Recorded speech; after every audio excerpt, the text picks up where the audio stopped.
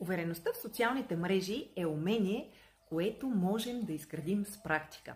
Днес поделям 5 лесни стъпки, с които да повишите своята увереност. На първо място, бъдете автентични. Не се опитвайте да бъдете перфектни или да имитирате други хора. Хората се свързват най-силно с истински човешки истории. Споделяйте това, което е значимо, важно за вас и ви носи увереност. На второ място, не се сравнявайте. Изобщо не се сравнявайте в социалните мрежи. В социалните мрежи ние виждаме една витрина на чуждия живот, а не задкулисието. Напомняйте си, че успехът и красотата, които виждате онлайн, не са истинската и цялата картина. На трето място, подгответе своите послания. Ако се притеснявате да публикувате, подгответе си текст или видео предварително. Прегледайте го и после го пуснете. С времето ще свикнете с това и ще спрете да се страхувате от идеалната формулировка.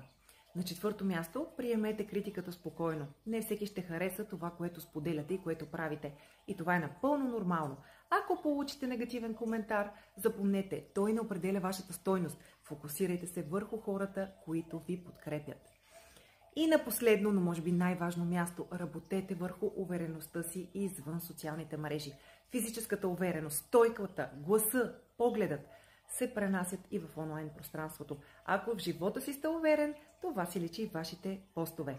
Това беше за днес. Желая ви усмихнат и уверен ден!